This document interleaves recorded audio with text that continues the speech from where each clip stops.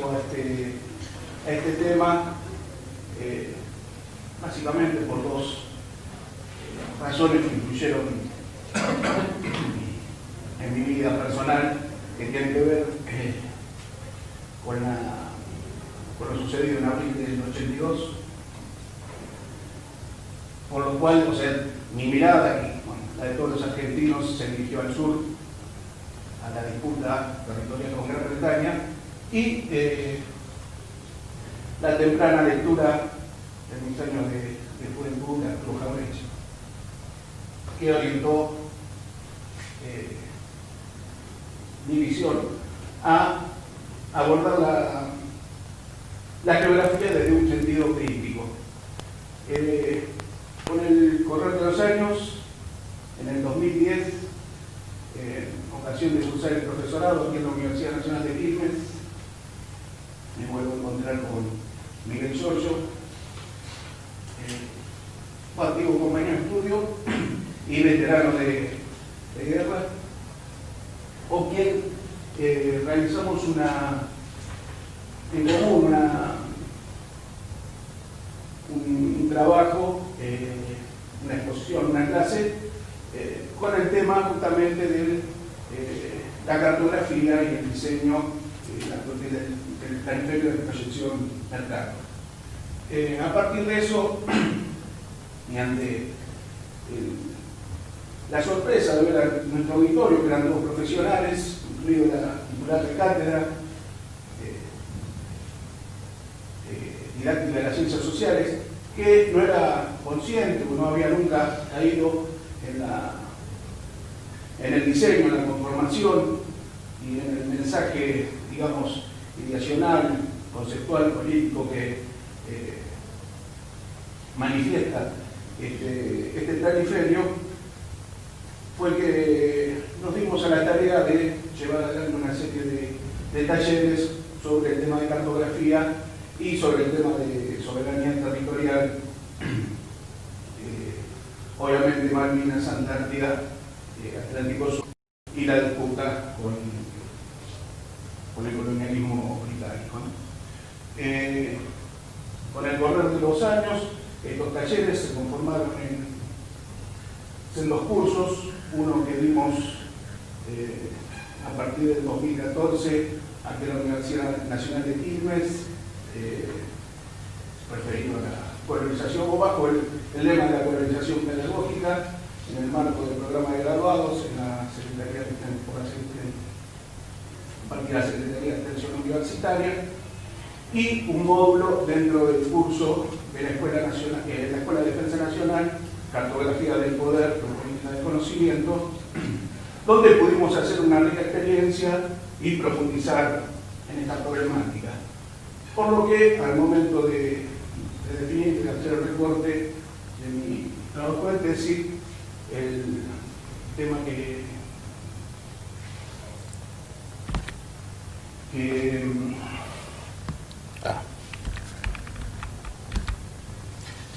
el tema que seleccioné tiene que ver con justamente la comprensión, la conformación de la cartografía argentina, básicamente a partir de la concepción bicontinental que surge durante el peronismo, el peronismo histórico, y que me llevó a preguntar sobre la relación que existió entre cartografía, colonialismo y la tercera posición peronista. Atento a esta relación inalienable entre representación y poder. En este marco hay que destacar que, ni bien ocurre el triunfo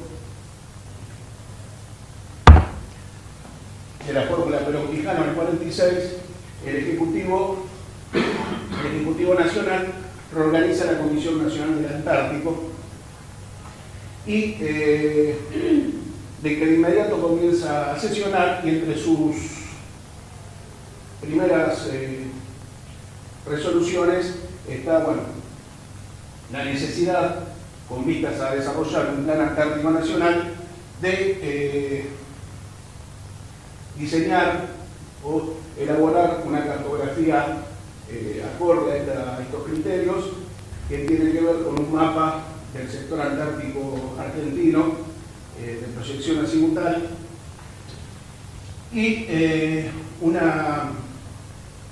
la elaboración también de un mapa donde el territorio argentino está representado en sus tres dimensiones o con sus tres partes constitutivas: la continental americana, la insular y la antártica. Y de la misma manera impulsó el desarrollo de una campaña pedagógica y publicitaria destinada a la generación de una conciencia antártica nacional en la población.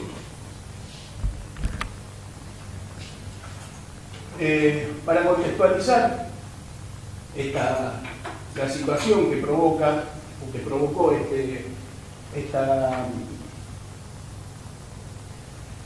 esta asignación o esta revisión de la cartografía nacional, quería referirme sintéticamente a dos cuestiones que tienen que ver con la conformación de la proyección Mercator, obviamente eurocentrada, centrada en Europa, para lo que la proyección de nuestro territorio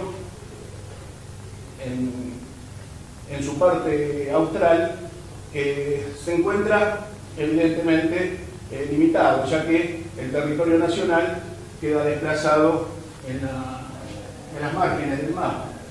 Pero además de la necesidad de rever la centralidad del plano, ocurre que el mapa que habitualmente utilizamos y con el cual está constituido nuestro sentido de referencia territorial está recortado en su dimensión austral. Por lo que la revisión cartográfica lleva necesariamente un doble trabajo conceptual, que es, por un lado, descentrar la conformación eurocéntrica del mapa que conocemos, o de la composición, o del sentido de composición geopolítica con el que fuimos educados, y proyectar nuestro territorio a partir de un meridiano de referencia propio hacia las tierras australes. Para analizar y para observar la situación que trajo aparejado toda esta revisión, he utilizado criterios o conceptos distintos de diversos autores críticos que de distintas perspectivas dan cuenta de la relación indisoluble que existe entre poder, saber y representación, entre ellos Anderson, Aniu, Hadley, Dussel y Mignone, donde va a aparecer la tensión fundamental en la representación territorial a partir de la dicotomía entre centro y periferia, que en la especificidad de la construcción de nuestro Estado Nacional estuvo cruzado desde sus orígenes por la dicotomía civilización y barbarie, que relega no solo desde el punto de vista geográfico, sino también epistemológico, cultural, a nuestro territorio y a nuestro Estado a una situación de sumisión respecto al poder central europeo, inicialmente, ¿no? De esta forma, lograr un recorte de nuestro territorio con una proyección austral, según la perspectiva con la cual hemos sido educados los argentinos, supone también revisar las técnicas de representación, porque dentro de la proyección Mercator la figura que obtendremos sería de este tipo. Ahora esta revisión lleva de suyo también una reconceptualización de la situación o del sentido de orientación geopolítica de los argentinos. Bien.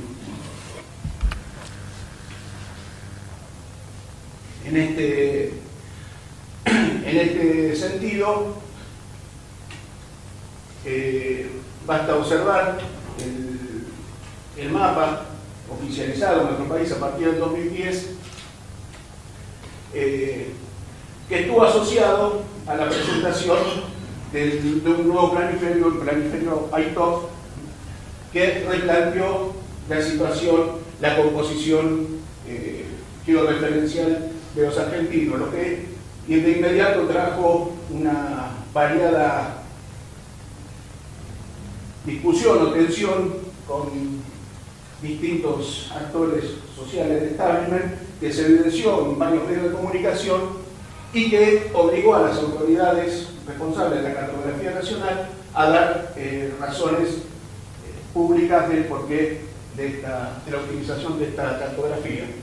Si vamos a ver, en particular, un dato distintivo es que el Polo Sur aparece representado por un punto y no por una recta como en la proyección Mercator, dando un sentido, una composición, una perspectiva radial al territorio, propia de una esfera, propia de un globo, y no dentro del concepto cilíndrico que se maneja en la proyección Mercator. De esta manera, si observamos el carácter del plano de Argentina bicontinental, bueno, dentro de la proyección azimutal seleccionada y de la centralidad en el meridiano 60 que atraviesa nuestro territorio longitudinalmente, más allá de una cuestión técnica que supone el mantener la escala en todo su diseño a lo largo de todo el territorio, atenuando la distorsión propia de la proyección, también sitúa la centralidad, en este caso geométrica, de nuestro territorio en el área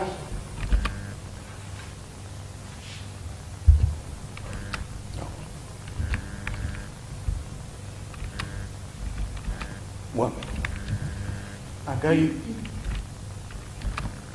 está, en el área austral, en la zona netamente de litigio con el Reino Unido de Gran Bretaña y con el colonialismo británico.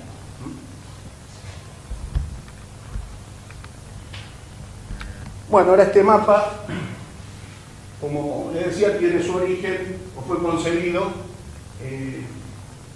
dentro del primer gobierno de Juan Domingo Perón, en lo que se denomina el primer peronismo o el peronismo histórico, donde se incorpora todo el territorio insular, antártico y atlántico a la cartografía nacional. En este marco, en 1946, Perón promulga dos decretos centrales en esta reconceptualización territorial argentina, que tiene que ver con la nacionalización del mar epicontinental y la inhibición, la prohibición de representar a la Argentina sin contemplar sus tres dimensiones, o sea, obviamente la continental, la insular y la antártica, adecuando esta norma a la nueva jurisprudencia internacional que ejercía la posguerra. De hecho, se va a tomar en gran parte la doctrina Truman y otras doctrinas propias de la posguerra que están explicitadas en las mismas normas que promulgó Perón.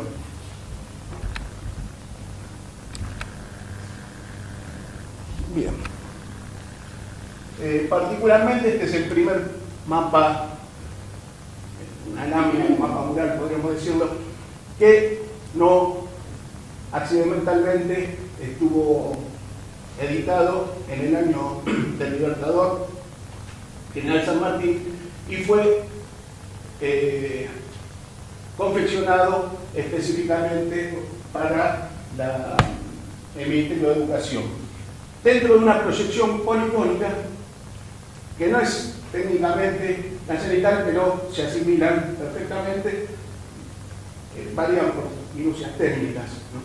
Pero en la composición conceptual ideacional del esquema es totalmente asimilable. Un dato que fueron editados 25.000 láminas de este tipo. Bien, como había referido, en este tipo de representaciones el polo sur es un punto, como ocurre en el globo, como ocurre en las esferas, ¿no? Y que, si observamos la centralidad en el territorio nacional, lleva de suyo el desplazamiento hacia los cuadrantes periféricos del meridiano de referencia o de Greenwich.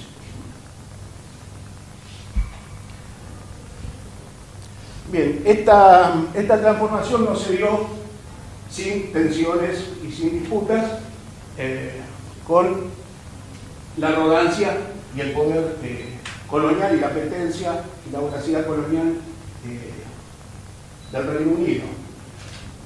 De la misma manera que Argentina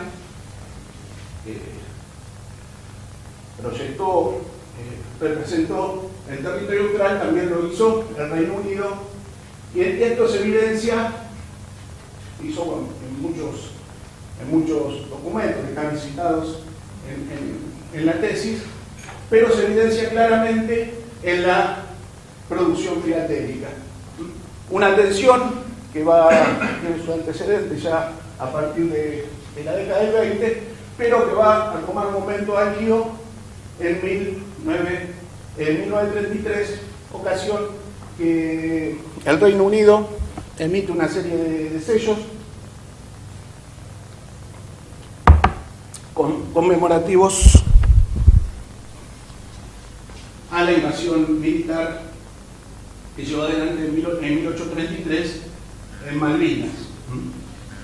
Hay que destacar que si bien están referidos en este logo de Malvinas, las coordenadas, el sistema de coordenadas propios del espacio geográfico, la centralidad en este tema, en este punto, británica, no va a estar dada por un concepto geométrico del territorio, sino por un concepto relativo. La centralidad de la representación británica va a estar dada por la gesta imperial, por la gesta colonialista. El centenario de la invasión.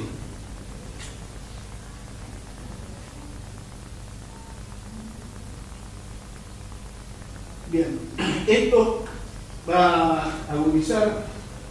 Adelante. Buenos días. Buen día. Permiso, ¿qué tal?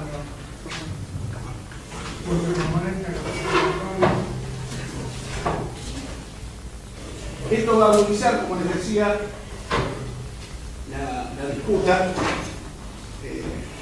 con el Reino Unido desde el punto de vista o de lo que se denominó la batalla filatélica, con una serie de desconocimientos, bueno, de correspondencias y emisión postales de ambos países. Esto se va a incrementar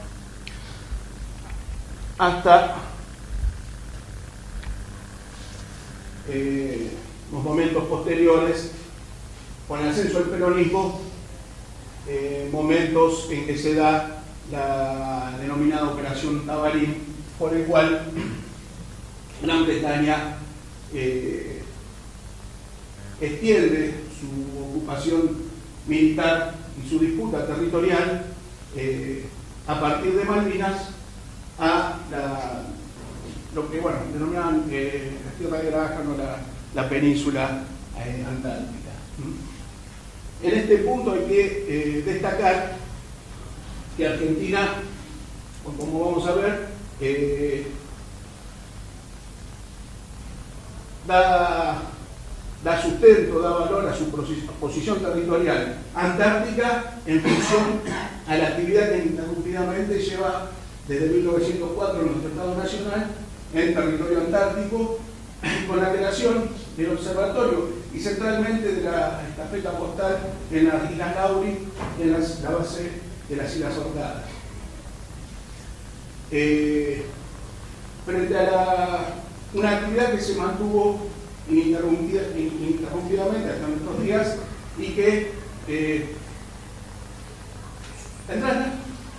que supone... Dejan tomarlo por la duda.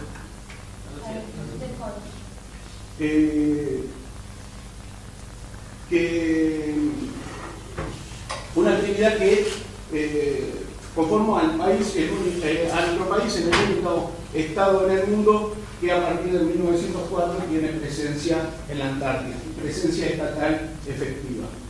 Frente a esto, la jurisprudencia o el derecho que arroga Gran Bretaña para ejercer jurisdicción en el territorio antártico es la patente real que dictó la corona británica en 1908. De hecho, en toda la documentación oficial referida, el Reino Unido levanta este derecho, que es un derecho propio del siglo XIX, propio del colonialismo, a partir de su ocupación militar de Malvinas. Particularmente, esto, un texto que en el 56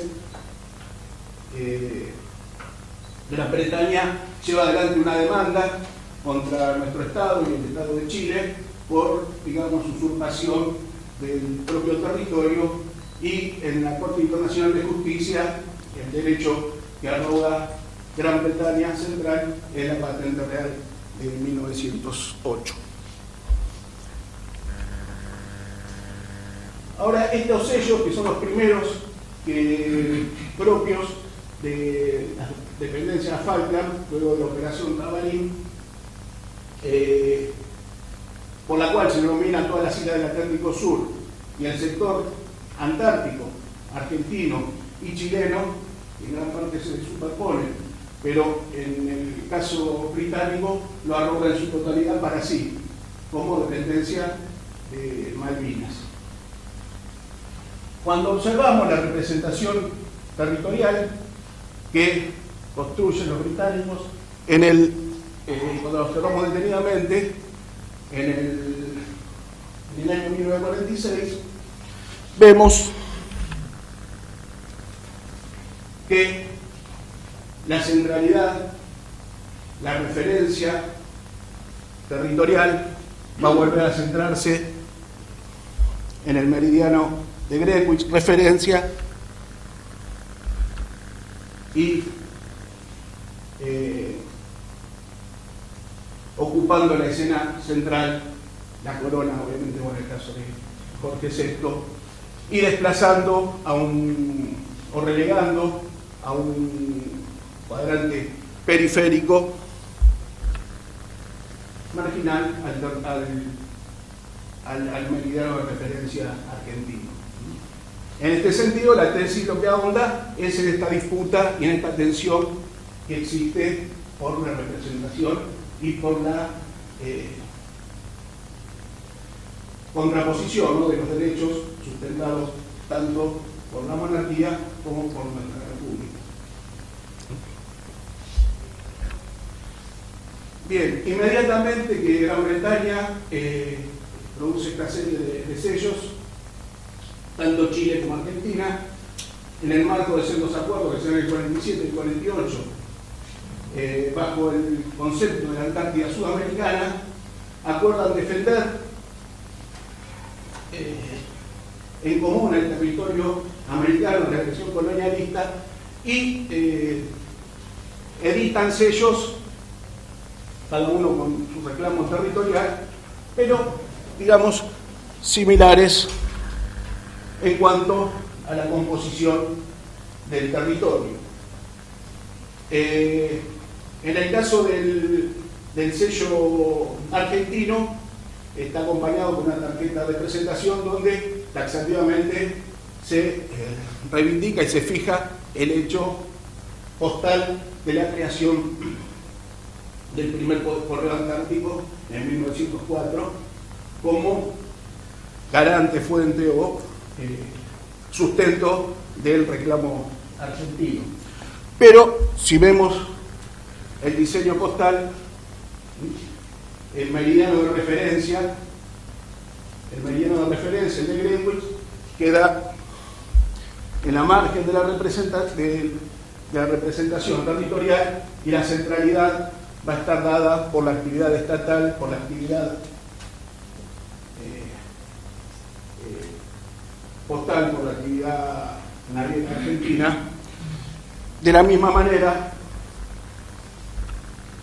que la referencia astronómica identificada con la Cruz del Sur, que es la constelación circumpolar propia de nuestro hemisferio. Si vamos a ver en una tarjeta como dato, aquí se refiere en el Mercator, también en una proyección Mercator, el recorte territorial, pero que se le da volumen y profundidad a partir de una proyección del tipo cenital.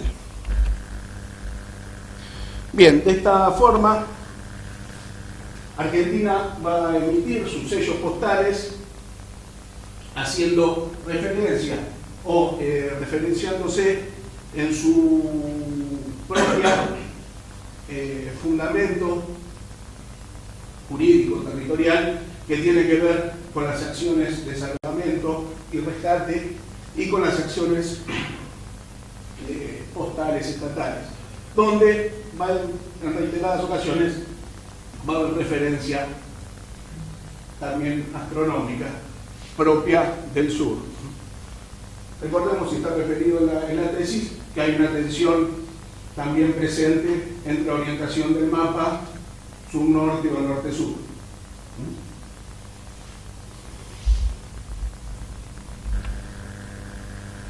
Bien, en este marco es que se presenta el sello en 1951 de la Argentina bicontinental.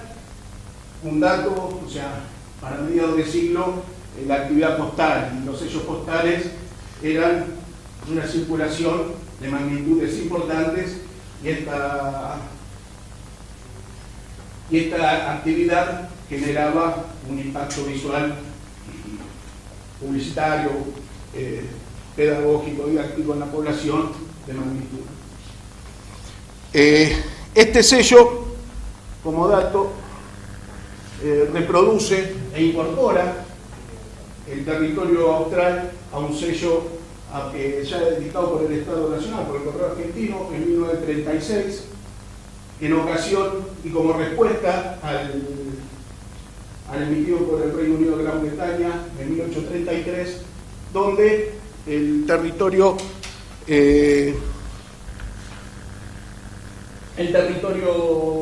insular, bueno, las Islas Malvinas son referenciadas con el mismo sombreado que Argentina.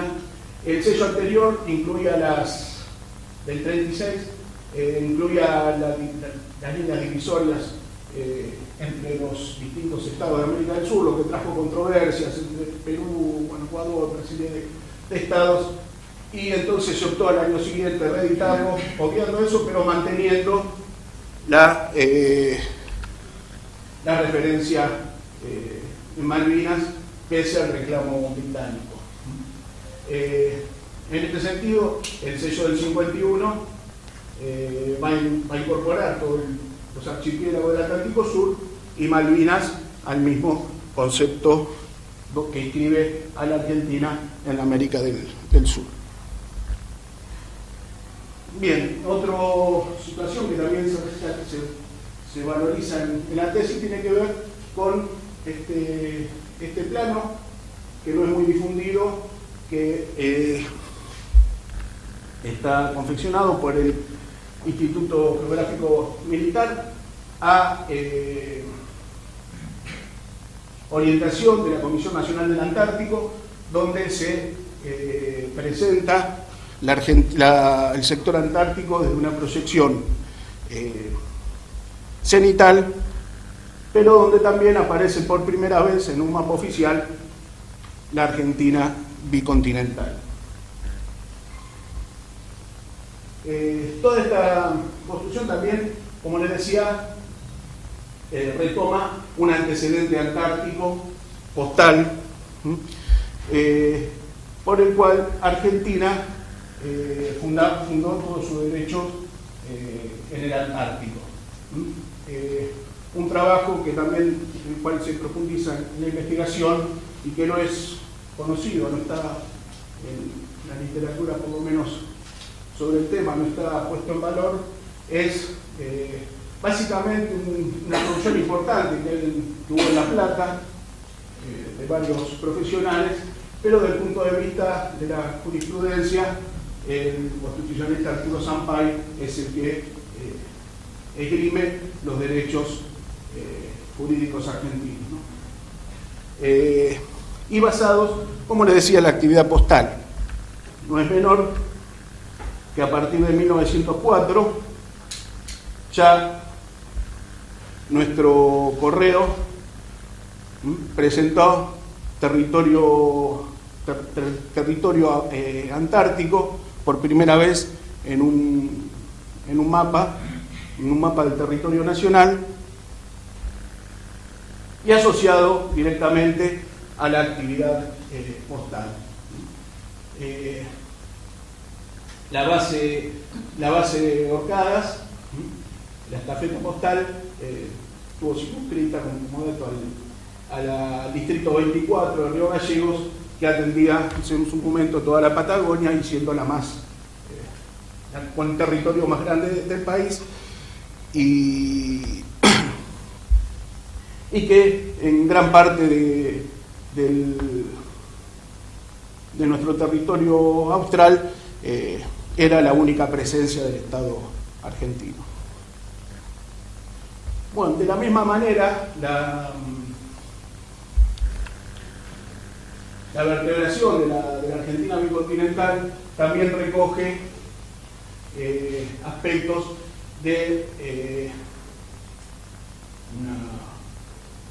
o expresados en una obra señera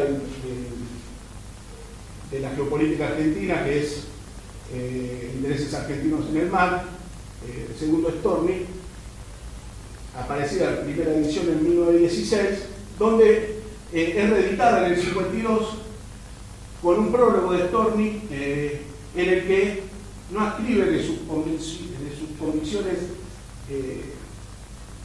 liberales, pero adhiere y observa positivamente el proceso económico y social que está viviendo en el país, por lo que plantea la necesidad de apoyar en virtud del desarrollo austral, marítimo y naviero argentino.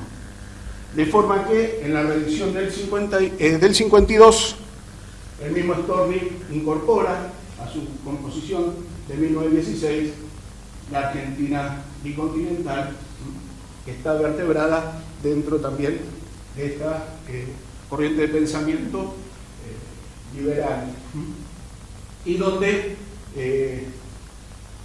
tampoco es un dato menor que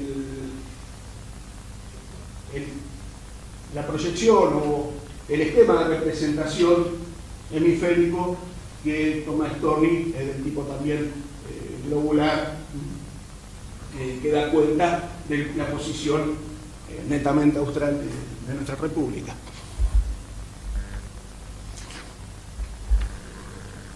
Bueno, también se profundiza en el trabajo sobre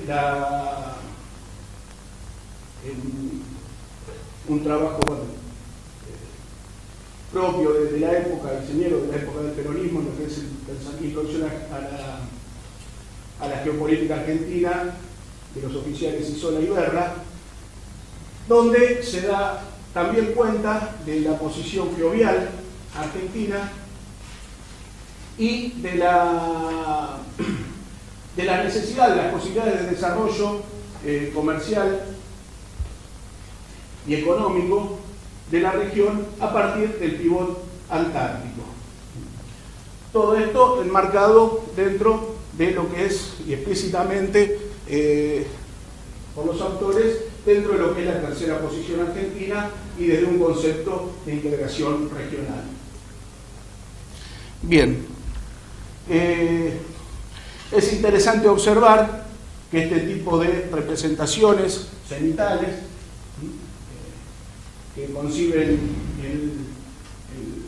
el territorio o el hemisferio dentro de un círculo permiten una ductilidad importante a la hora de poder repensar las posiciones, desafiando la rigidez del esquema planteado por Mercator.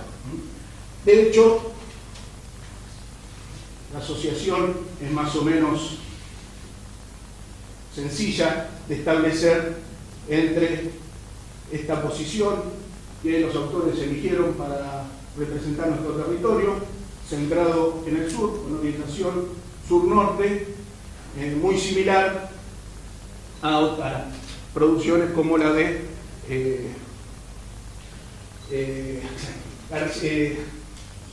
Torres García, el artista uruguayo, que tanto en el 1936 como en 1946, disculpe porque sale Torres Molina, publica sus conocidos mapas invertidos, donde la orientación también es sur-norte y dan cuenta del territorio sudamericano, ¿no? Bueno, esta figura que se usa para el esquema de la situación geovial argentina también es utilizado por los autores para predecir o proyectar, no predecir, proyectar con más de 2 décadas de anticipación la posibilidad de los vuelos transpolares como forma de integración regional y de colaboración sur-sur. Pensemos que recién en la década del 70 se van a concretar. Bien, ya para ir redondeando, un tema interesante también observar y que está rescatado en el trabajo es la observación de la evolución de los logos del Instituto Geográfico Militar, comparando el que se confeccionó para su primera edición en 1912 dentro de una composición globular y de una mirada estrictamente panamericana,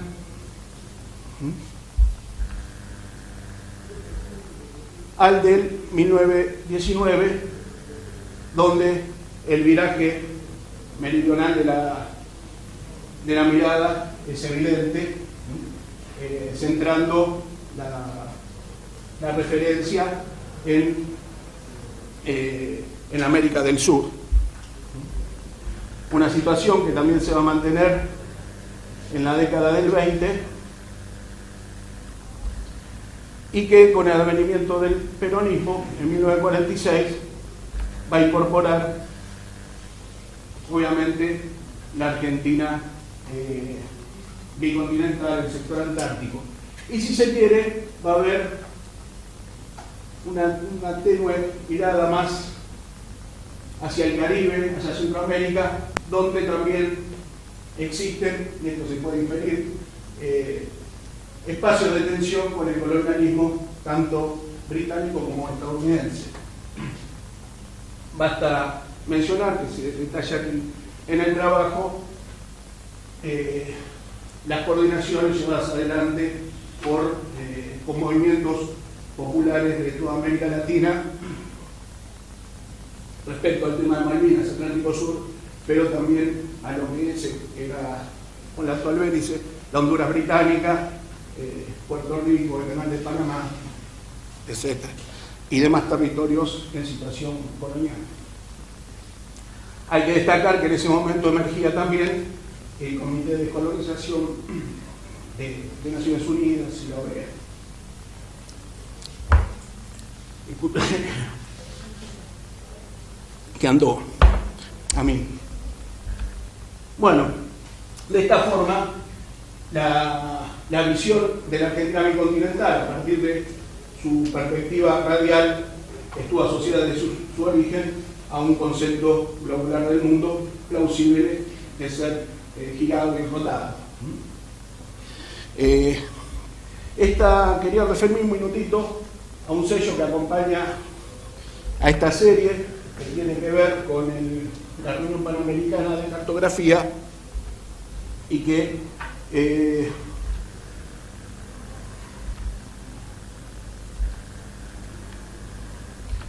representa o que reproduce la imagen del Atlas de Farnesio, y donde se observan dos modificaciones o dos alteraciones a la imagen original. Una, bueno, que tiene que ver con un tema de pudor de época, una hojita que se posó sobre los genitales del Atlas, y la otra es que se reemplazó la esfera celeste por el globo terráqueo. Esta situación en varios foros de filatelia se observa como un error. Dice, bueno, estampillas con errores en el mundo, aparece entre las varias aparece esta, pues igual se equivocaron los argentinos, ¿no? Que no pusieron la esfera celeste, pusieron el globo terráqueo. Ahora, si observamos con un poco más de profundidad la referencia astronómica que supone la figura que está al frente en el Atlas, es la antigua constelación de Argonavis en la cosmogonía griega, que hacía referencia al viaje de los argonautas. Ahora este grupo de constelación de formaciones estelares son las formaciones circumpolares, las más australes que conocía el mundo helénico, por lo que estaban situadas precisamente en el cenit del Atlántico Sur, ¿no? O sea, lo que puede parecer una equivocación en una mirada superficial, en una mirada un poco más profunda, puede ser una reinterpretación del mismo esquema que utilizaron, y haciendo uso de la referencia astronómica que decía en la Cruz del Sur.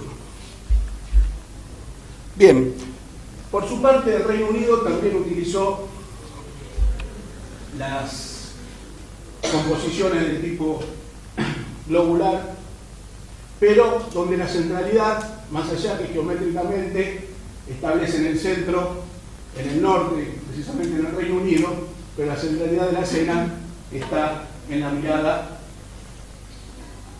del emperador, de la corona, del rey, del monarca, ¿no?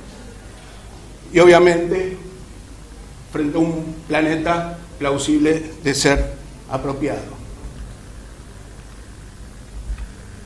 Ahora, para esta misma efemérides, que es el 75 aniversario de la Unión Postal Internacional, el peronismo o el correo argentino, en época del peronismo, también produjo un sello donde se representa una visión globular del planeta, pero con otra referencia, no la del monarca, sino la de la paloma, con todo lo que esto significa y como orientación astronómica y con todo lo que significa nuestra cultura, y donde la perspectiva invita al desplazamiento y avanzar a la América del Sur, a la cima del planeta.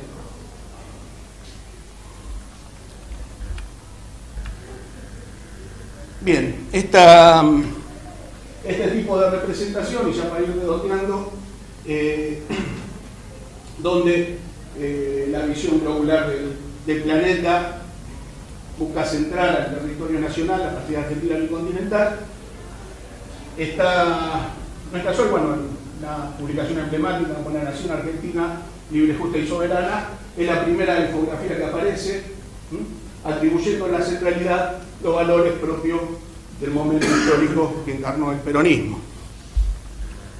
De la misma manera que si observamos en este afiche, por ejemplo, propio con motivo del quinto aniversario de la Revolución del 43, también se observa una visión del tipo globular de Argentina avanzando hacia la cima del planeta en el cenit de la Cruz del Sur y los valores republicanos. Bueno, ya para finalizar, hay que destacar que junto a una nutrida base documental, tanto textual como gráfica, que se exhibe en la tesis, también se pone en valor una serie de bibliografías de época, de ediciones, que dan cuenta en algún aspecto o en otro de la disputa y de la cuestión antártica, y que en su gran mayoría no han sido abordadas por la literatura que existe sobre la época. De la misma manera que se recogen los antecedentes históricos de liberales, ¿no?, que se refieren al tema austral, al tema de Antártida, Malvinas, como bueno, Segundo Storni, Paul Grusat, socialistas, como Alfredo Palacio, Manuel Ugarte, conservadores como Ceballos, también del siglo XIX, la tradición popular, José Hernández, o ya en el siglo XX, los trabajos de Forja, las actividades básicamente que se exhiben de Forja al respecto, documentos elaborados que tienen que ver con esta disputa con el Reino Unido y con la reivindicación del área austral para Argentina y Sudamérica, tanto de la Organización Sindical Latinoamericana que impulsó el peronismo como la Confederación General Universitaria, y los antecedentes y el compromiso de antárticos, como se conoce en la jerga, que están puestos también en valor en este trabajo de Hernán Pujato, Jorge Leal, Julián Irizar, José María Sobral, Hugo Acuña y Luciano Valet, que si bien es uruguayo, esto es un dato que adquirí que obtuve posteriormente al texto, si no hubiera incorporado, se nacionalizó argentino y fue vecino de acá, de Loma de Zamora, de Guillón, está en Loma, de Luis Guillón. Así que, bien, para concluir, se puede precisar que durante el primer peronismo se realizó la cartografía nacional a partir de la proyección austral de nuestro territorio, conjuntamente con una revisión del sentido de orientación geopolítica de los mismos argentinos. En este sentido, el mapa de la Argentina bicontinental vertebra importantes antecedentes de distintas tradiciones políticas y ideológicas argentinas, y además se inscribe dentro de la legislación, la jurisprudencia internacional que emergía de la inmediata posguerra. De igual manera que supuso una disputa y una tensión con los intereses coloniales del Reino Unido de Gran Bretaña y sí la revalorización de la integración regional y un tema que no está abordado, el concepto de la Antártida Sudamericana. Generalmente en la literatura que hay se toma la disputa, las diferencias que existen en realidad con Chile, pero no esta concepción propia o que es puesta en valor del peronismo y que hace a la defensa del territorio común frente a la agresión colonial.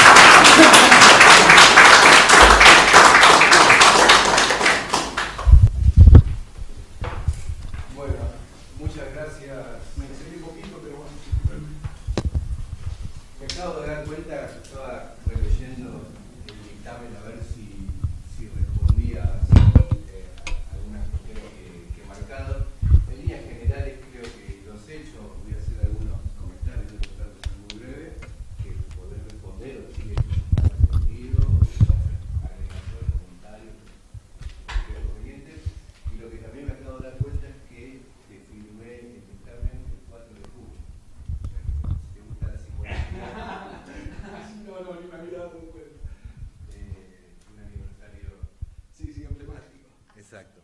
¿Hace falta? Ah. Bueno. ¿Está prendido? Sí. Así que, bueno, el trabajo me gustó, todo lo que fue tu exposición, me pareció muy clara, muy coherente los argumentos, está muy bien.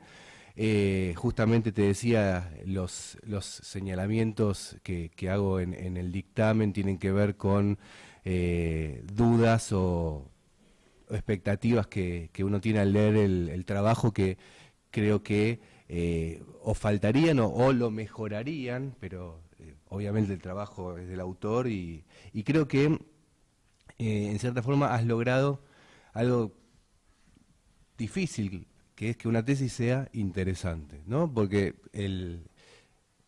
este trabajo en particular que tiene, que colecta fuentes primarias muy sistemáticamente, es muy rico en imágenes, en la recolección de imágenes, ¿sí? Creo que tiene, digamos, mucho potencial también incluso a futuro para, no sé, futuros estudios, futuros títulos que vas a... Exactamente. Para un doctorado, quizás. Sí. Porque, claro, me despertó muchas preguntas, incluso mientras ibas hablando yo tomé nota de un montón de cosas. Bueno, la primera cuestión que solo voy a marcar de lo que pongo en el dictamen, que por ahí podés responder y si querés alguna otra cuestión, sería el tema de que en el marco teórico, entre otras cuestiones, utilizás a Agnew como referencia teórica en su geopolítica crítica.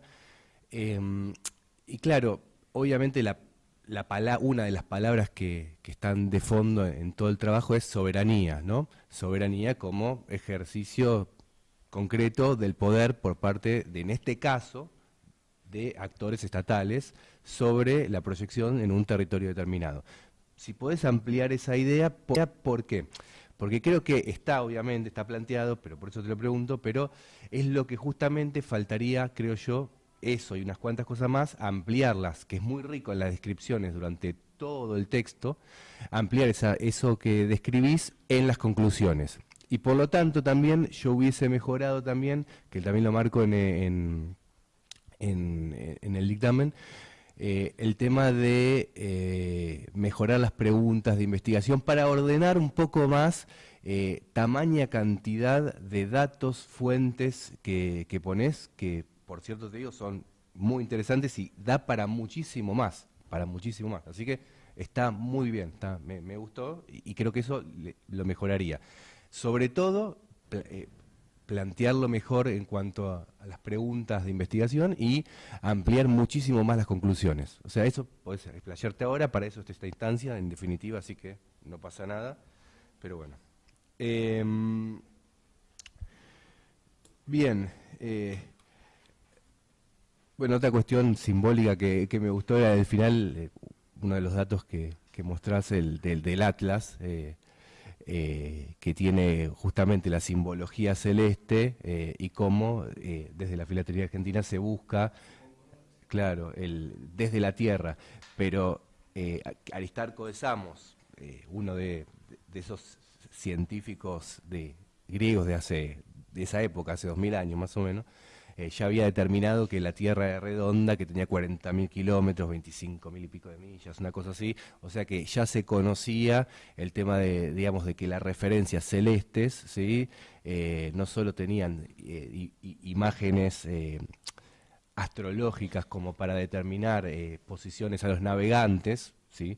Sino que también obviamente tenía una referencia concreta sobre el propio territorio, y eso todos los eruditos que fueron desarrollando la cartografía en adelante, con el sistema ptolomeico del principio, después con la reforma de copernicana, digamos, eso cambió, pero digamos, la referencia territorial es muy fuerte, y creo que digamos, los historiadores de la ciencia en ese caso lo saben, y creo que si se indaga un poco más, no creo que sea tomado como un error esta estampilla argentina, puesto que tenía una referencia terrestre.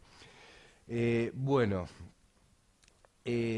algunas cosas que anoté, no voy a decir todo porque anoté bastantes cosas mientras exponías. Bueno, hablaste de la conciencia nacional antártica, ¿sí? Que busca generar el peronismo, eso está en la tesis justamente. La idea de modificar el mapa, modificar la representación, ¿no? Por lo tanto la pedagogía. Entonces, una pregunta que me surgía a mí a partir de eso, además de, bueno, lo que te pregunté al principio de soberanía y del marco teórico, es, teniendo en cuenta que también está el trabajo, que vos mostrás filatería anterior al peronismo, que ya empieza a proyectar, bueno, incluso Storni, que es un emblema, pero empieza a proyectar una visión globular, ¿no? Hay una geopolítica que muestra el globo y no planiferio, no georreferenciada en el Greenwich en Gran Bretaña, sino en nuestro mapa del sur, ¿no? ¿Cómo, y a partir justamente del mapa, del nuevo mapa del 2010, ¿no? ¿Cómo crees que, visto ya que esto lo leemos justamente desde Deloy, interpretamos la historia desde Deloy, ¿cómo crees que lo vio el gobierno anterior? ¿Sí? ¿Cómo crees que lo vio el gobierno anterior? ¿Y cómo crees que lo ve este? Y a partir de eso, si tenés alguna respuesta, si no, todo bien. Y a partir de eso, si efectivamente, porque vos mencionaste, bueno, en una parte de tu exposición mencionaste la idea de que, bueno, modificar el mapa, modificar la percepción, obviamente cambia la forma de cómo nos desplegamos en el territorio, pero para desplegarse en el territorio necesitas presupuesto, obra pública, dinero, tecnología para ocupar, etcétera, etcétera. Bueno, efectivamente, vos notás que hubo algo durante, además de ese cambio de percepción, cuando se retoma el mapa del 2010 y en estos 2 años y pico de gobierno, si también hubo otro cambio con respecto a eso, o no pasó nada, si tenés alguna respuesta sobre eso. Después, bueno, te marqué unas cuestiones, bueno, que poder, saber, representación, centro-periferia, bueno, que no viene al caso tanto, pero bueno, vos marcás la dicotomía. Yo hubiese utilizado, más bien, no sé qué opinás vos, el concepto semiperiferia, en el sentido de que Argentina no es un país periférico, es periférico en términos, bueno, periféricos con respecto a qué, pero no es un país como otros que no tienen industria, no tienen cierto desarrollo, tiene ciertas capacidades industriales, bueno, eso es explicado también por el tipo de desarrollo que tuvimos, ¿no? Y a partir de todo esto, y quiero apurar porque dije que iba a ser breve, estaba pensando,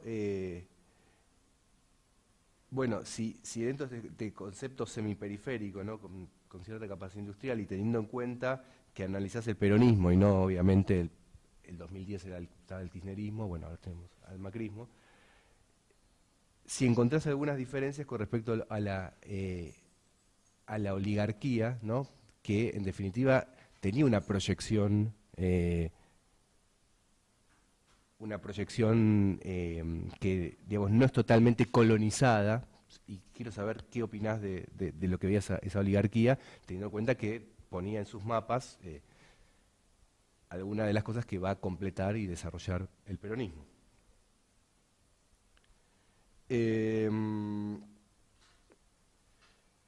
Bueno, y por último, también,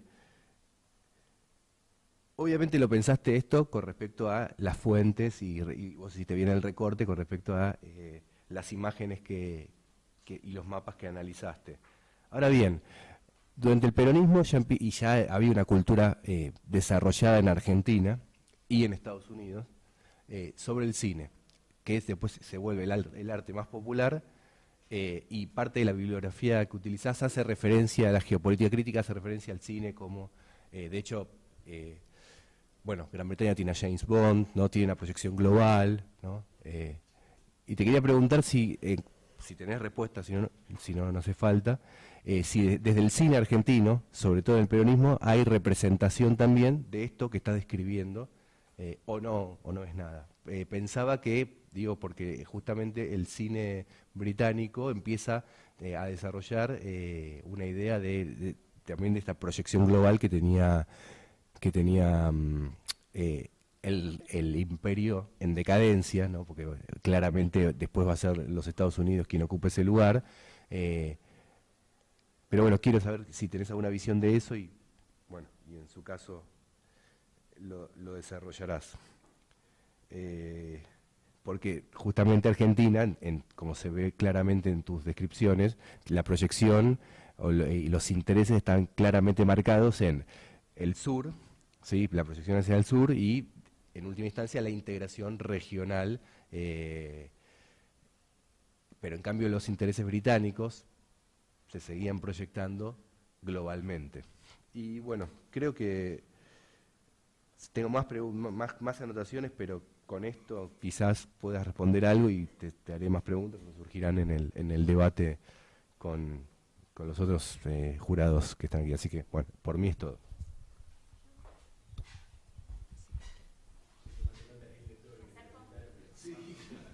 A ver. Nos tenemos que... Espera, cuidado el vaso. ¿Me tenés el vaso, por favor? Que nos tenemos que amuchar porque si no, no llega esto. Ahí llegamos, ¿sí? ¿Ahí llega? No, está ahí. Listo. Bueno, si me permitís, voy a leer mis apreciaciones para no olvidarme de nada, ¿sí? Claramente formulado, delimitado, justificado y adecuadamente situado dentro del campo académico, el objeto de estudio de Ariel es la cartografía, elaborada y difundida durante el primer peronismo, concebida desde un prisma anticolonial y regional y centrada en la reafirmación de la soberanía argentina sobre las Islas Malvinas, territorios del Atlántico Sur y el sector antártico. Particularmente al autor le interesa demostrar hegemonías, dependencias y tensiones geopolíticas suscitadas en torno a los mapas en tanto productos culturales. La tesis constituye un buen ejercicio de investigación que a mi criterio se destaca en varios aspectos. En primer lugar, el objeto de estudio reúne 3 requisitos clave de toda investigación, que son novedad, relevancia y viabilidad. La originalidad del tema es incuestionable, dada la exigua producción académica sobre el vínculo entre cartografía, saber y poder en la Argentina. En general, la bibliografía referida al peronismo ha tendido a estudiar las publicaciones periódicas y la documentación oficial, como debates legislativos, por ejemplo, como un ámbito donde se reflejan los problemas y debates referentes al territorio y a los recursos naturales de la patria destinados a lograr un elemento identificatorio del pueblo con la nación.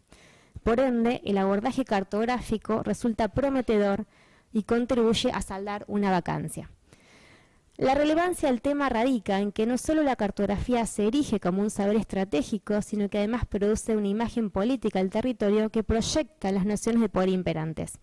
En base a esta premisa, el acercamiento de Ariel a la cartografía contemporánea y las controversias en torno a ella sirve como dispositivo detonante de la reflexión histórica.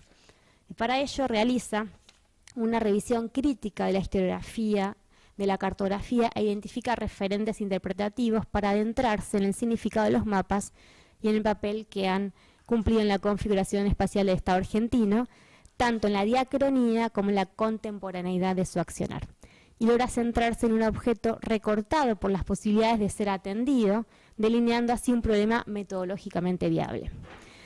El modelo metodológico se relaciona fuertemente con el paradigma teórico seleccionado. Ahora bien, si bien ambos resultan congruentes y acertados, deberían haberse explicitado con más detalle en la introducción, al igual que las fuentes. La propuesta de un concepto espacial dinámico podría haberse introducido antes, igual que el uso de la imagen como documento histórico, por ejemplo aparece en la página 82. ¿no? Además, considero relevante adelantar qué elementos de los mapas se analizarán, tales como, por ejemplo, su tamaño relativo, el lugar establecido como centro, el color, los textos, las nominaciones, los espacios dejados en blanco y las ausencias deliberadas de información.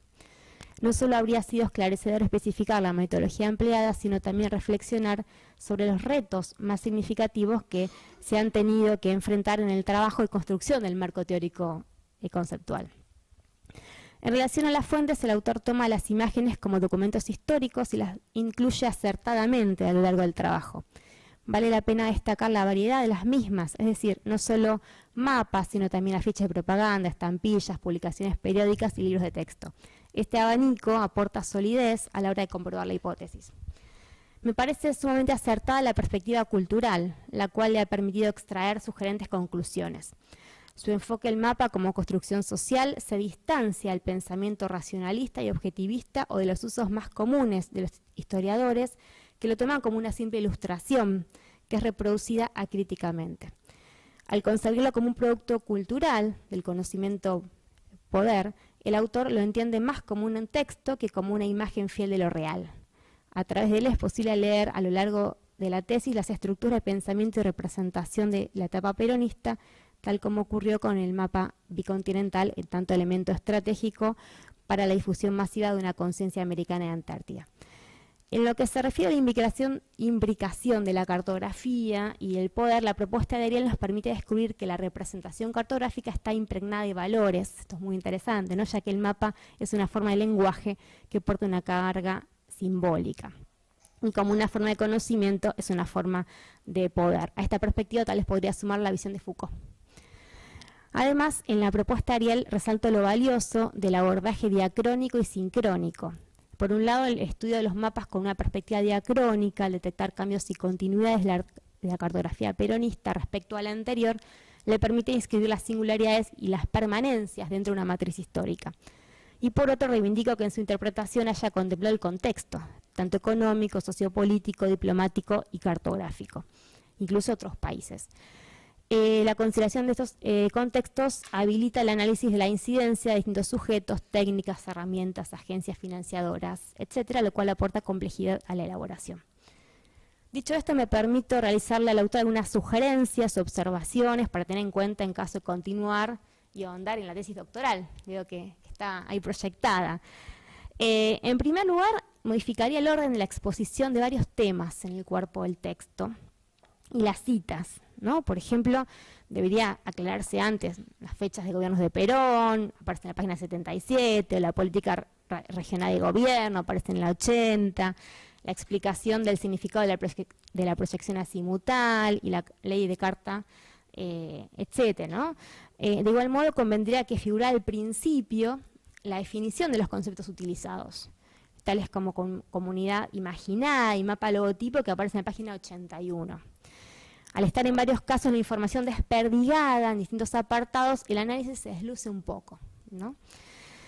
En segundo lugar, observo cierto desbalance en el desarrollo de los temas.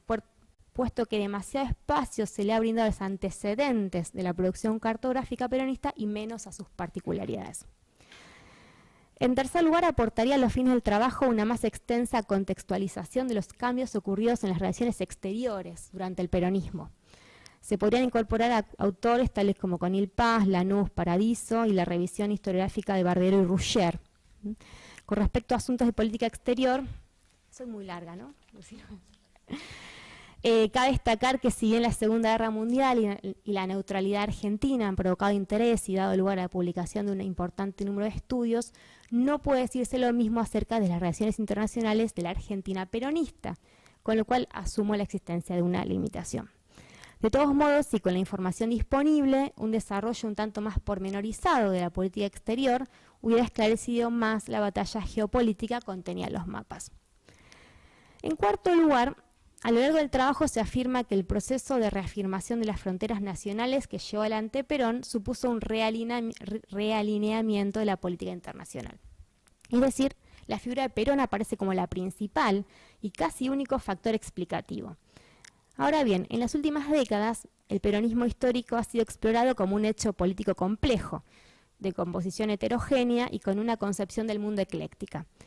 Alejándose de una historiografía demasiado centrada en las figuras de Perón y su compañera a la hora de explicar las razones de la movilización y la participación de las masas en la vida política, recientes trabajos abordan el desempeño de los intermediarios en la configuración del peronismo, como por ejemplo Renan Rey, ¿no?, que analiza la segunda línea del peronismo que contribuyó a concitar apoyos, a delinear el programa, etc. Entonces, en esta dirección, yo me pregunto si no es interesante explorar a los intermediarios, ¿no?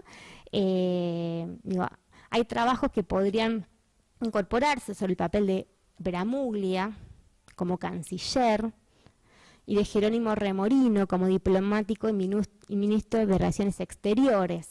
Ambos fueron protagonistas de la política exterior en la firma de acuerdos y tratados. En esta dirección, y sobre el papel de los intermediarios, me pregunto quiénes dirigían, como Carlos Levene, e integraban el Instituto Geográfico Militar, ¿no? Las personas, ¿no? Yo pensaba, ¿quiénes elaboran esos mapas, ¿no? En este caso, una autoridad técnica científica máxima en materia de producción de cartas cartográficas y responsable de la fiscalización de todas las representaciones cartográficas editadas en el país. ¿Qué cambios institucionales experimentó el IGM en la etapa peronista? Las evidencias indican la incorporación de nuevos recursos humanos, así como un perfil institucional en mayor sintonía con la orientación del gobierno nacional. Hubo cursos de adoctrinamiento, al igual que en otras instituciones. Si bien era un órgano descentralizado, ¿cuál era su nivel de autonomía o heteronomía respecto a Perón? Vinculado a esto, me surge una pregunta. Planteas que en relación a la perspectiva que plantea Dodds, se puede inferir el supuesto de una actitud imperativa de Perón impartiendo órdenes infundadas al IGM sin considerar lo actuado por los organismos competentes. Ahora bien, me pregunto, ¿no?, ¿cuáles eran esos organismos competentes y cómo era la influencia de Perón? Una interesante vía para seguir indagando se refiere a los cuadros técnicos que elaboraran los mapas. Estos sujetos invisibilizados tuvieron un papel relevante en la construcción del territorio imaginado. El cartógrafo es un sujeto social, sumido en la red de intereses políticos que configuran la realidad social de su tiempo. Si con su conocimiento no es neutro ni imparcial, está inserto en tramas de poder, ¿no? Por esta razón, su abordaje complementaría o interpelaría las visiones del Ministerio de Relaciones Exteriores y Culto, de embajadores como Felipe Barreda, Laos, constitucionalistas como Arturo Sampay o el general Jorge Leal, por ejemplo. Y por último, una dirección en la que podría avanzarse, tal vez, es la interpretación de los mapas de las redes viales, ¿no?, ya que también muestran el imaginario regional. En ellos se advierte el interés gubernamental por la mejora de la conectividad con países limítrofes y en aras de colocar allí productos nacionales y perfeccionar la defensa ante el fantasma de un nuevo conflicto bélico mundial. En estos mapas también las hegemonías y las tensiones se pusieron en juego. En suma, y más allá de estas largas observaciones y sugerencias, esta tesis ilumina con solidez aristas que no han sido captadas por por otras miradas, ¿no? A la vez que tiene la virtud de abrir nuevas líneas de investigación. Por eso te felicito por el buen ejercicio de investigación. Bueno, yo en primer lugar felicitarte. Aprendí cuando leía. Me gusta, digamos, me pareció que digamos, habías logrado un tema que por supuesto original, es relevante, es pertinente, es adecuado, y efectivamente como los mapas o las representaciones que el peronismo desde los 40 intentan hacer desde el sur, también nos hiciste volver a pensar en el sur, ¿no? Que normalmente, digamos, queda desdibujado en los últimos tiempos, digamos, más que el mapa del 2010, todos recordamos el mapa que hace unos añitos nomás habían invisibilizado precisamente las Islas Malvinas en un mapa oficial del gobierno actual. Entonces, en ese sentido, me parece que es bien interesante recuperar, digamos, estos temas. Dentro de esto, me parece que el tema de la cartografía, cómo pensar la cartografía, cómo se piensa en estos últimos tiempos la cartografía, está muy bien representado en tu trabajo. Precisamente porque no solamente está lo que muestra, como diría Haile o otros autores, ¿no?, de la nueva mirada sobre las cartografías, sino también lo que no muestra, ¿no?, qué es lo que ocultan los mapas, ¿no? Y para qué y qué cosa, ¿no? Y en ese sentido me parecía que era bien interesante que uno de los primeros mapas que aparecían en tu tesis era en la página 24, ¿viste? Soy Patricia la memoriosa, en la página 24, que está el mapa del libro del 1950 del peronismo. Sí, gracias. De nada. Está bien. En la página 24, el mapa de la presidencia de 1950, donde el peronismo no solamente intentó darle esa centralidad, digamos, esa bicontinental, sino también claramente mostrar qué es lo que quería la Argentina, digamos, para esos años. Es decir, ¿qué es lo que mostrar? Bueno, había que mostrar qué es lo que se debería hacer. Esta cartografía que empieza en los 40, digamos, se inscribe, y a mí me parece interesante, se inscribe, digamos, precisamente en esos cambios que se producen en la posguerra, digamos, dar esa centralidad a que ha finalizado un conflicto internacional, un conflicto mundial, digamos, que al margen de muchísimas o de todas las consideraciones es un parteaguas que rediseña los mapas y rediseña el mundo. Digamos, Truman y sus cambios, en el cual se inscribe también la mirada que tiene la Argentina, me parece que marca con claridad un momento donde esta nueva cartografía se inserta. Y ahí me parece que hay varios elementos de tu trabajo que a mí me gustaría marcar. Primero, me parece que, y aparece, y ahí coincido con ella, con Alejandra, sobre el tema de que uno en una tesis no, digamos, marca con más sutileza, ¿no? Creo que planteas un fuerte enfrentamiento con Dodds, ¿no? Obviamente, que aparece más, digamos, más por detrás, esta idea de esa representación clásica del peronismo como el fascismo, digamos, ese nacionalismo exacerbado, que precisamente vos insertás, digamos, a esta nueva cartografía en las transformaciones de la cartografía que se da a nivel internacional, donde, digamos, también la americana está presente. Y me parece que esa confrontación con esa mirada, digamos, donde se inscribe que la recuperación o la reivindicación territorial o la reivindicación antártida y sobre las Islas Malvinas que hace la Argentina, donde el peronismo, digamos, va a tener un momento bien importante, probablemente podrías presentarla desde un primer momento, porque eso, digamos, estructura bien parte de tu trabajo. Me parece que el trabajo tiene como dos elementos que a mí me parecieron interesantes. Esta idea de pensar, por un lado, la cartografía, obviamente, en estos cambios, todas las transformaciones que vos mencionaste y que con muchísima claridad, digamos, profundizaste en tu exposición oral, que en la defensa, que como su nombre indica, digamos, uno termina de cerrar, es el momento que uno cierra, digamos, una etapa de una investigación, esa cartografía, digamos, sobre de la bicontinentalidad, con esa reivindicación sobre Malvinas y sobre Antártida, y por otro lado, esa representación o ese componente pedagógico que tiene el peronismo, digamos, que va a estar presente en las estampillas o en la filatelia, ¿no? Un trabajo de reconstrucción que, como bien se mencionó, ya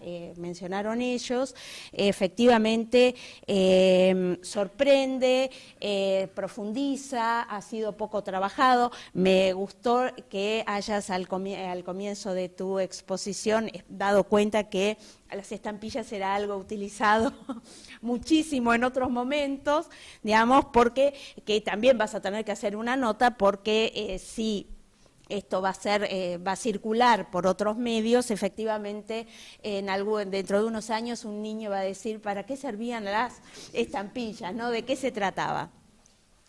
Entonces, cartografía, filatelia, Malvinas y Antártida, me parece que es como ese cuadro que arma tu exposición y tu tesis durante el periodo peronista.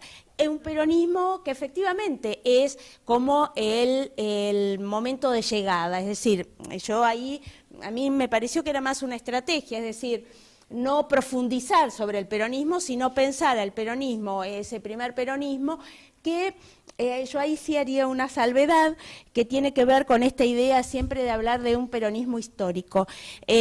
Porque ahí sí yo te diría, definime lo histórico, porque si no lo histórico es lo terminado, digamos, en una versión clásico tradicional, y por lo menos uno podría, por supuesto, debatir y discutir sobre cuán terminado o finalizado está el peronismo, que aparece recurrentemente, ¿no? Es decir, se habla de un peronismo, incluso se llega a hablar de un posperonismo.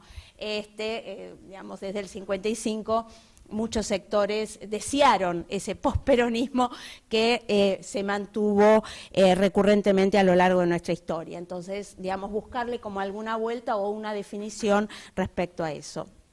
Entonces, me parece que hubo, digamos, si no, decímelo, me parece que está bien plantear, digamos, que hay como un momento, digamos, un peronismo que donde esta cartografía, digamos, es un punto de llegada,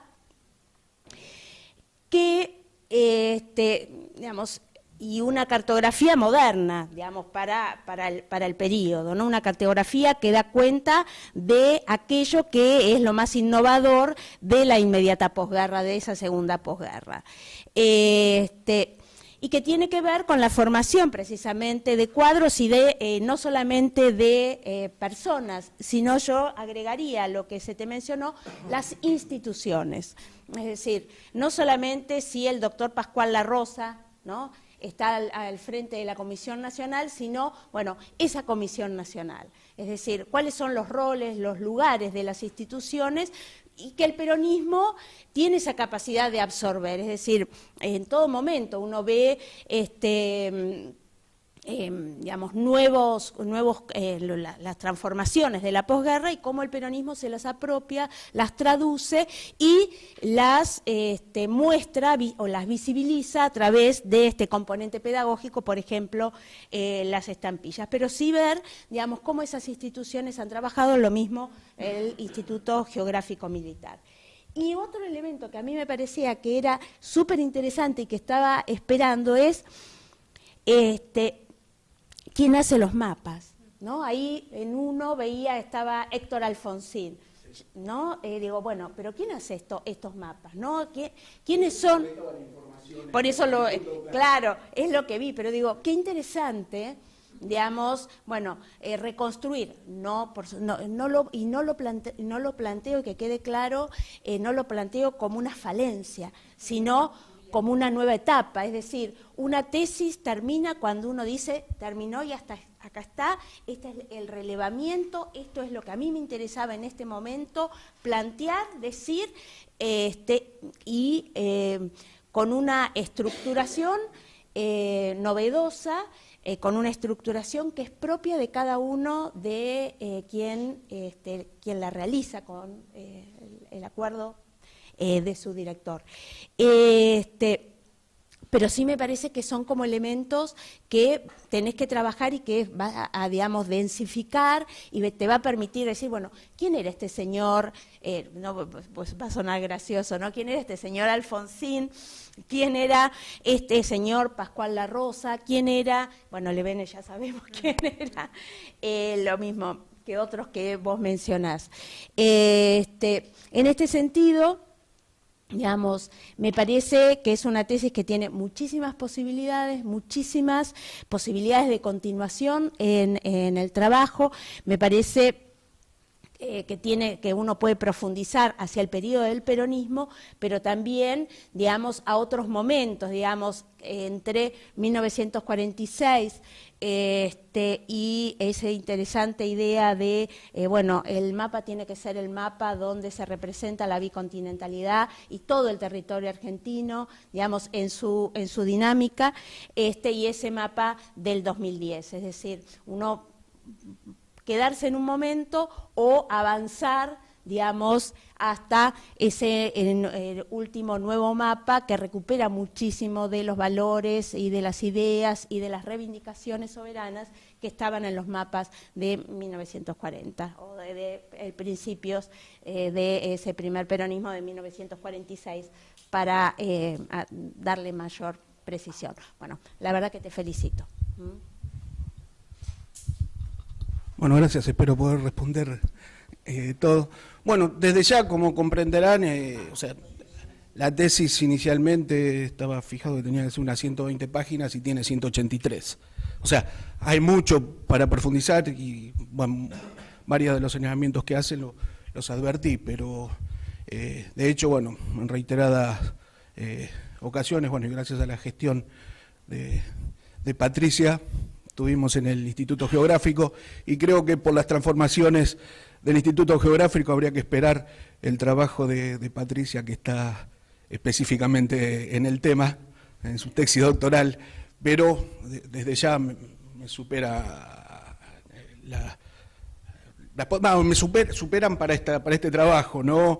De aquí a futuro, es cierto, todas las puertas que se abren.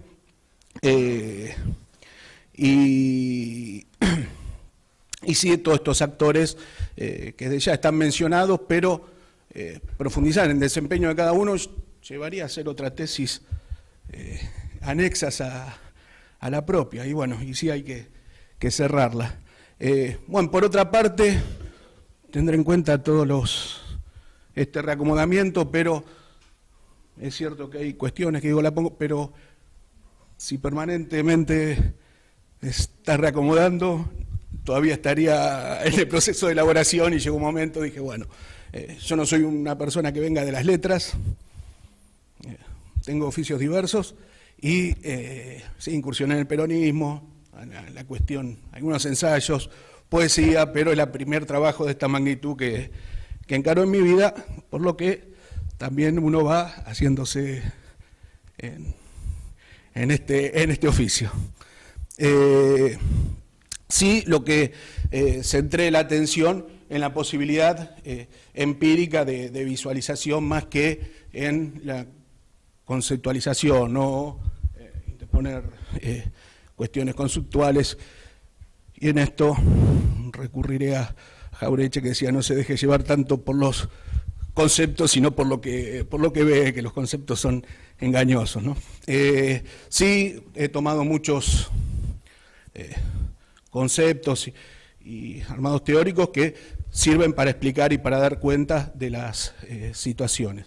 Respecto a Dodds, sí, ¿qué pasa? También Dodds sirve, vamos a decir, de insumo para textos que hablan sobre el periodo y la cartografía, y dan de suyo ya por aseveraciones, está citado Dodds como fuente, ¿no? Y creo que sí, ahí incurre, en mi apreciación modesta, en una confusión, que si bien hay una aproximación, una proximidad temporal entre el desarrollo de las guerras y todo el proceso vivido en Europa y el periodo peronista, son etapas de la humanidad históricas distintas, pero además son pueblos distintos, y creo que tiene que ver mucho con esto de la construcción epistemológica que heredamos del colonialismo, donde las virtudes están en Europa y las falencias están en nosotros. Por lo que un problema de europeos, masacre entre europeas, termina siendo una herencia argentina y no europea, pero además atemporal no solamente por la distancia de años transcurridos, sino porque la guerra se había resuelto y el mundo era otro. Entonces Dodds, cuando plantea esto de los mapas, plantea sencillamente, o sea, no da razón ninguna, no da, porque bueno, podemos discutir, pues dice, estos mapas que presentó Perón se parecen a unos que encontraron, no sé, en Italia. Vamos a ver la carga que tiene, y eso está planteado en la tesis, esta sugerencia que él deja pasar y que termina siendo fuente de muchos textos que refieren a la época para estudiar el peronismo, y que, en definitiva, en mi entender, bueno, y eso lo expreso, o sea, se prestan a una confusión con lo actuado, bueno, con todos los sucesos del libro azul, el libro celeste y blanco y toda la acción de Braden. Creo que no es menor. Y sí, de la misma manera, Dodds desliza como que fue, bueno, Perón un día ordenó que entonces los argentinos despertaron, algo así dice, con que su territorio se había incrementado en 2 millones de kilómetros cuadrados, sin dar cuenta, por ejemplo, algo básico que es lo actuado por la Comisión Nacional del Antártico. De hecho, el texto citado que tiene el prólogo de Perón, también de Blamuglia y La Rosa, que están citados, se editó en el 47 y se reeditó en el 48, por lo que fue difundido y fue la base de las políticas antárticas. De la misma manera también surge la cuestión de todo lo llevado adelante a partir del 50 con la fundación del Instituto Antártico Nacional al frente de Hernán Pujato, que va a ser la disputa y la verdadera política de ocupación del territorio, pero verdaderamente estaría escribiendo al respecto todavía, ¿no? Sí, hubo un momento de corte, y sí, con esa frase que citás, bueno, lo que pongo en cuestión es lo de Dodds, ¿no? Una cuestión que también me llamó la atención de él, que dice el territorio tricontinental, ¿no?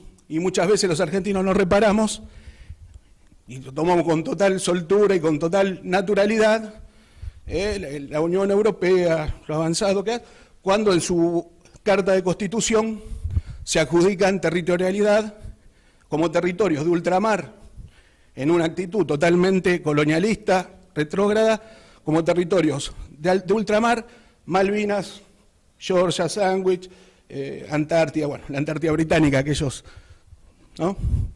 Claro, entonces uno entiende por qué Dodd dice tricontinental. Ahora, desde los estudios al respecto no se cuestionó eso. Bueno, yo por lo menos desde mi humilde intervención intento poner a la luz en estas cosas. Y de última seramos claros qué fuentes tomamos y por qué. No sé, es mi opinión. Bien. Sí, la cuestión está, bueno, sí, entre el primer peronismo histórico, se me planteó, bueno, a veces lo hablé, bueno, algunos dicen peronismo, bueno, fijé el primer peronismo para precisar y evadir toda esta discusión, que también llevaría a un sinnúmero de situaciones y, bueno, y debates que está bien darlos, pero verdaderamente en la tesis ya, bueno, llegó el momento de cerrar y de dar cuenta del trabajo. Bien, yo respecto a lo de Agnew, básicamente me pareció de gran utilidad el marco de Agnew para exponer toda la parte que sí me parecía importante dejar o profundizar sobre el mismo en la concepción de la cartografía moderna, donde ahí me parece que para el interés de esta tesis es bastante interesante, y este viraje que observé y intenté a partir de ahí darle explicación a este viraje de orientación cartográfica que descubrimos también con Patricia en el Archivo Histórico de la Provincia de Buenos Aires, donde la cartografía del siglo XIX era con orientación sur-norte. Digo, bueno, ¿qué pasó aquí, no? Y sí, lo sustancioso de Agnew me parece que da cuenta, y me sirvió para dar cuenta, o dar marco, poder explicar todo este viraje y esta orientación en el sentido geopolítico de la población, ¿no? Cómo la expansión del capitalismo y la expansión ultramarina de Europa va a generar también y ya, bueno, desde otros autores, un nuevo concepto o una nueva referencia geocultural en la población, ¿no? Bien, respecto a lo del cine, bueno, yo ahí tomé en algún momento, no soy cinófilo, y era un área que me tenía que poner, tampoco soy filatélico, y bueno, entre uno y otro, decidí por la filatelia, me parece que daba una cuenta, o sea, sobre lo que quería profundizar, indagar, creo que daba una cuenta certera y sobre todo, como dice Sampay, de una actividad monopolizada por el Estado, ¿no? O sea, él, claro, en esa época, sí, y hasta los 90, sí, desde ya. Pero que da cuenta de la propia actividad del Estado, no hacia el cine, ¿no? Sí, yo estuve indagando algo en los archivos de todos los noticieros, inclusive hablé con gente que bueno, vivió de otra generación anterior a la mía, que vivió esas épocas donde verdaderamente toda la población iba, no había televisión, la población iba al cine, y el informativo, sucesos argentinos, claro, era la forma de información, de difusión, de la imagen, del texto de la población. Y sí, verdaderamente en en estas producciones hay muchos informes documentales referidos a la Antártida, pero nuevamente, ingresar por esa puerta, a mí que no me cuesta abrirlas, era ya no terminar nunca. Y bueno, opté por el tema de centrarme en el tema postal, en el tema de la filatélico, ¿no? Bien, sí, lo que me pareció interesante como antecedente, como imagen, hay una filmación de un viaje que se hace a Islas Orcadas, pero es de la década del 30, donde aparece sí la Argentina bicontinental, que sí lo integré al trabajo, que por lo menos hasta donde pude ver es la primera imagen, no oficial del cine, pero es la primera imagen que aparece el mapa bicontinental para poder, como necesidad para poder dibujar o trazar un viaje austral, ¿no? Bien, me acaban, antes del dictamen, me acaban de hacer un regalo que justamente, por ahí esto viene a la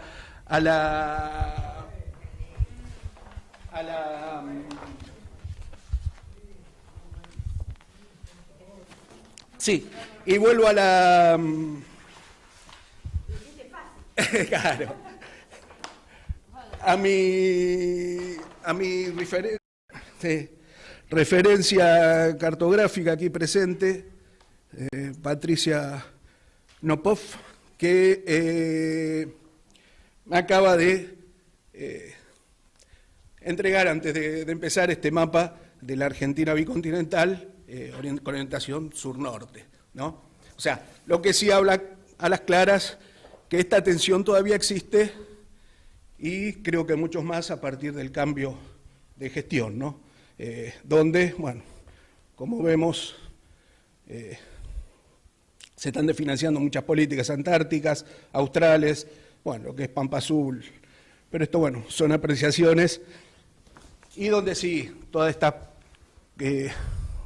tipo de producciones han perdido, sí, han perdido peso, evidentemente, en la conducción del Estado.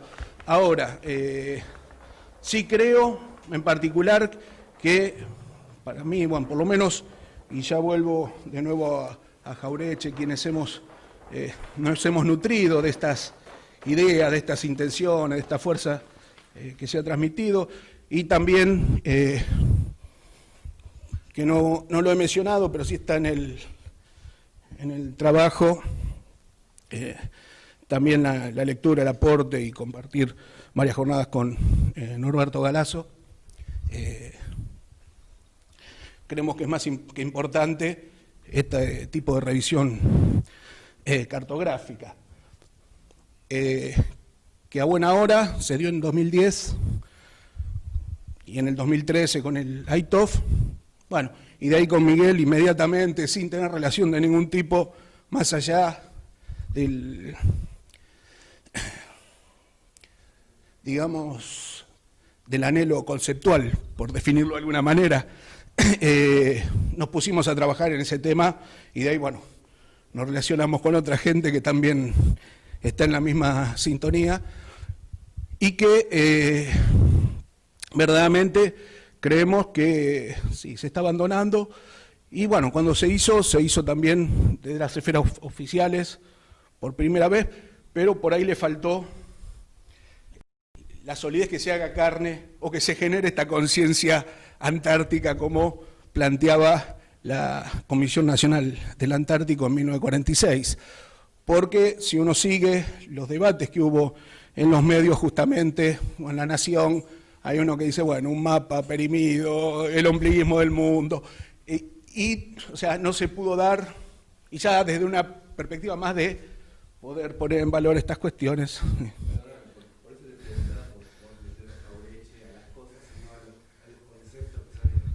Sí.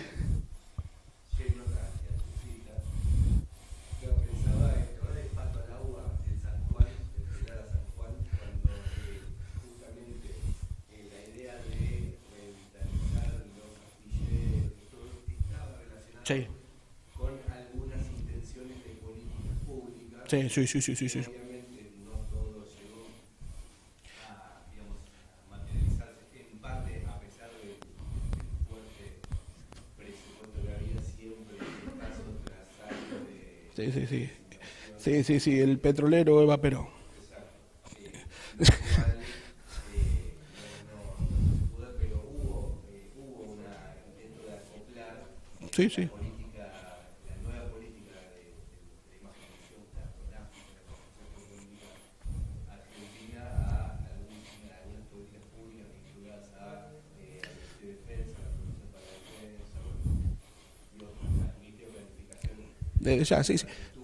Pampa Azul es un claro ejemplo. Sí, de hecho, andando este camino hemos transitado y gran parte de los aportes. Bueno, envié el mensaje, la invitación no pudo venir, hemos compartido con Mariano Memoli, ¿no?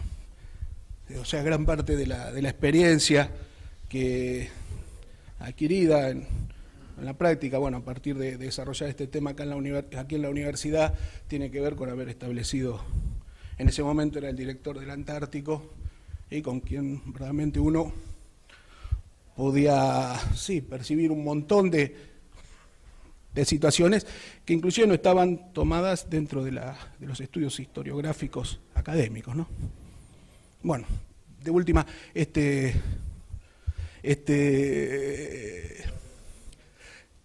jurado son ellos. Igual en general no es costumbre, ¿no? Pero él puede o no contestar, ¿no? Sí.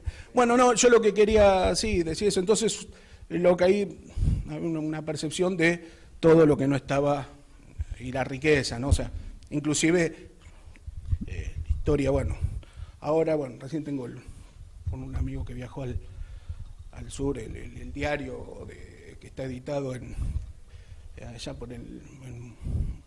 en el museo donde está el museo antártico, sí, claro, que está dentro de lo que era la cárcel, claro, el Museo del Fin del Mundo, creo que se llama. Y ahí, está la editorial, el diario de Hugo Acuña, ¿no? O sea, cuando uno indaga, o sea, ve la travesía, o sea, el valor que tiene universalmente, si queremos usar esa palabra, en las políticas antárticas, lo actuado por Irízar, en el mundo está, en el cuadro de honor antártico está Irízar, y sin embargo, en el sentido común de los argentinos no, o sea, digamos que está el rompehielo y escuchamos el nombre, si no ni conoceríamos, ni hablar de Hugo Acuña. Sí, no sé si...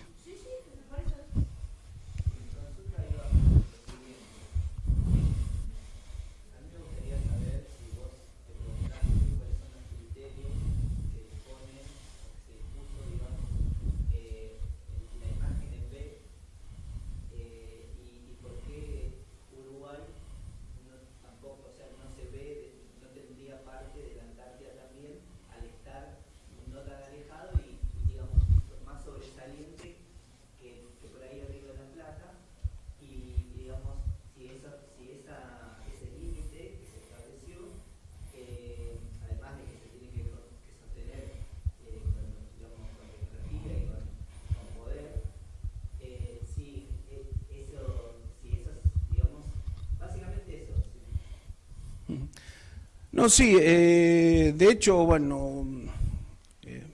Vallet era uruguayo, ¿no? La Antártida estuvo junto con Hugo Acuña en la primera misiva antártica argentina. Siempre hubo en todas las misiones argentinas una integración del resto de los países latinoamericanos, pero de hecho Argentina fue el quien llevó adelante ininterrumpidamente, tuvo políticas antárticas desde 1904, y también Chile. Chile más desde Argentina, sobre todo participando de las expediciones científicas, fundando observatorios, inclusive en las Islas de los Estados, logrando logística. Argentina, desde el fin del siglo XIX, participa de los congresos antárticos de los congresos internacionales de geografía, donde se planificaban las exploraciones a la Antártida. No sé si si Uruguay lo haya llevado adelante. Sí, Chile tuvo actividad austral, pero sobre todo por la cuestión más ballenera y captura de cetáceos a principios del siglo XX. Uruguay, hasta donde sé, tuvo actividad, porque más allá de la cuestión de los meridianos y esto está la actividad efectiva en el territorio, en la región, ¿no? No sé, ¿qué es?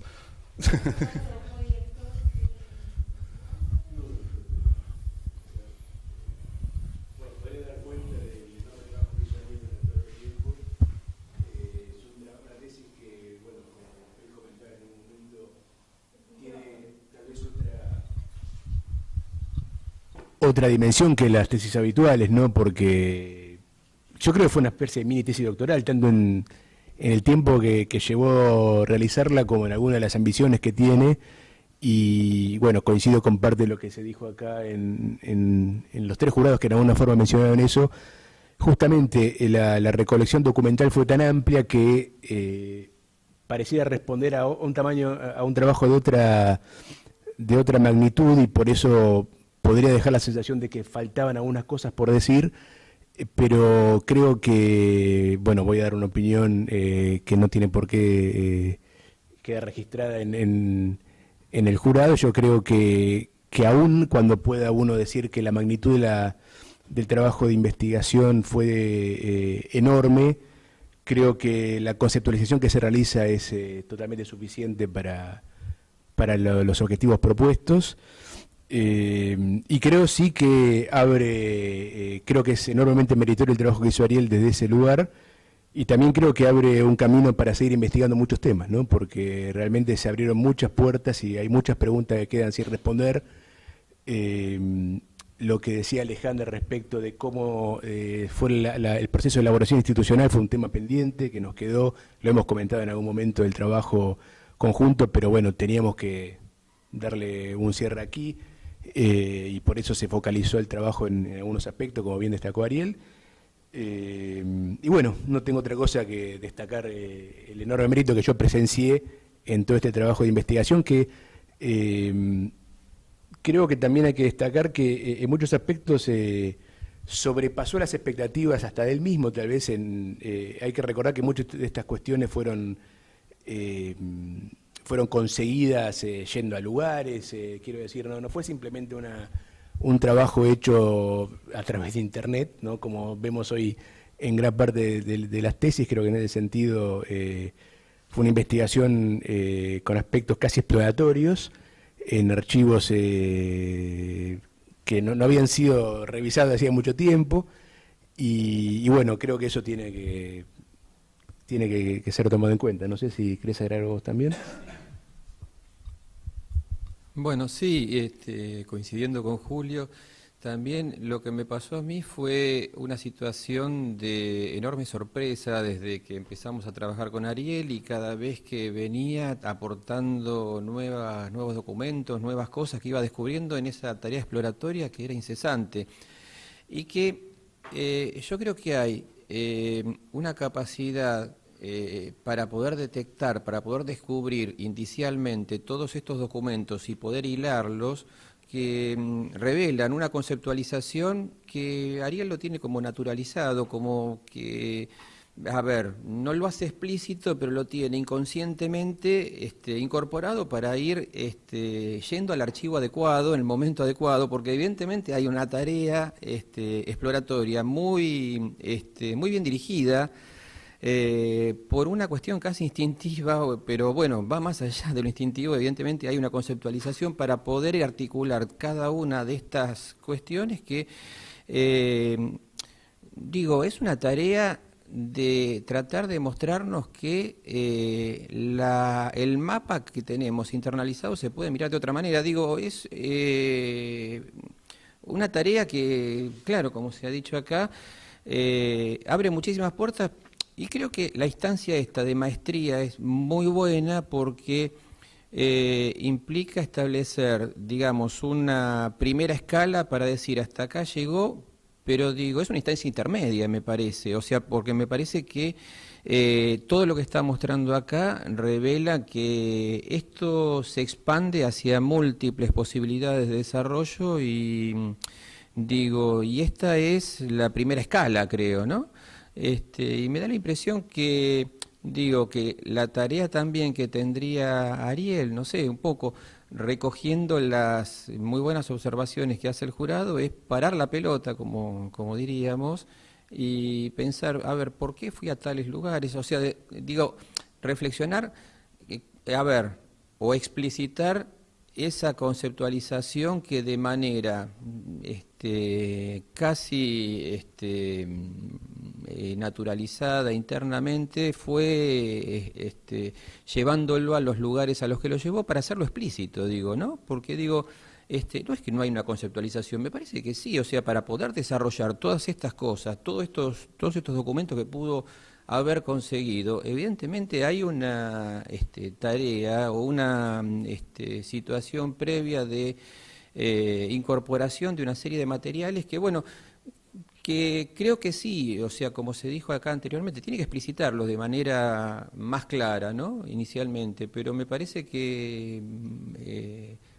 digo que esta es la instancia intermedia para empezar a proyectar, digamos, otra, la que viene, que va a ser seguramente doctoral, ¿no? Pero bueno, solamente decirle, para mí fue muy placentero, aprendí mucho, digo, me disfruté mucho también en esta etapa, porque es una persona muy entusiasta, casi disfrutó como un chico él también en esta tarea de llegar a esta instancia, así que yo, no sé, me siento muy feliz de haber llegado con él también a este momento.